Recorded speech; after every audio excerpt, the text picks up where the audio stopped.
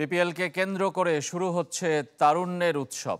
তারই লোগো উন্মোচন অনুষ্ঠানের সাথে বিপিএলের মাস্কট ডানা ৩৬কেও পরিচয় করিয়ে দেওয়া হয়েছে। ৩৬ দিনের জুলাই বিপ্লবকে তুলে ধরবে এই মাস্কট। এসো দেশ বদলাই, পৃথিবী বদলাই, এই স্লোগানে মুখর হবে সারা দেশ।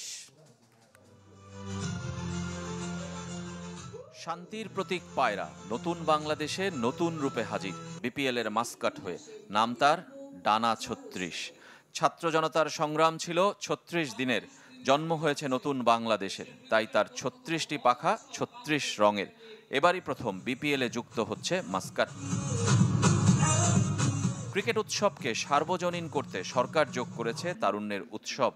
যে উৎসবে প্রেরণা শহীদ আবু সাঈদ, মুগ্ধ, নাফিসরা, তাদের সম্মান জানিয়ে শুরু তারুণ্যের উৎসবের লোগো উন্মোচন আয়োজন।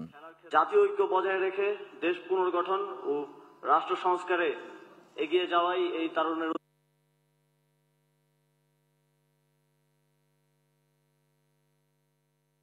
উৎসব ২০২৫-এর অন্যতম উদ্দেশ্য। এই আয়োজন সফল করতে সরাসরি সম্পৃক্ত থাকায় অন্তর্বর্তীকালীন সরকারের মাননীয় প্রধান উপদেষ্টা ডক্টর মোহাম্মদ ইউনূস স্যারকে বিশেষভাবে ধন্যবাদ জানাতে চাই।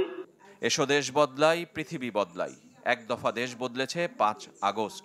সেই বদলে যাবার ধারাবাহিকতা ধরে রেখে বিশ্বকে জানান দেওয়ার আহ্বানে শুরু হচ্ছে তারুণ্যের উৎসব। উপলক্ষ বিপিএল।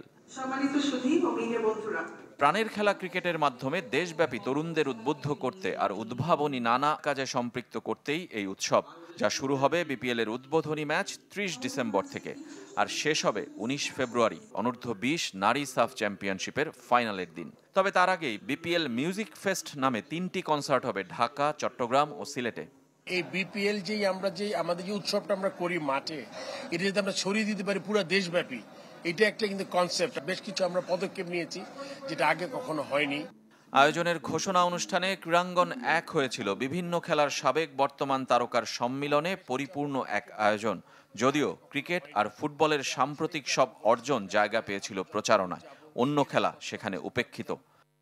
তবে ৫২ দিনের উৎসবে অন্য খেলারও আয়োজন থাকছে। ফুটবলে যেমন দেশ জুড়ে প্রতিভা অন্বেষণ, তেমনি ব্যাডমিন্টন, ভলিবল, সাঁতার, কাবাডি, বাস্কেটবল, অ্যাথলেটিক্সের আসরও থাকবে। আর খেলার বাইরে যুব ও উদ্যোক্তা সমাবেশ, অনুদান, বৃত্তি, চিত্রাঙ্কন, সাংস্কৃতিক আয়োজন, স্বাস্থ্যসেবাও থাকছে।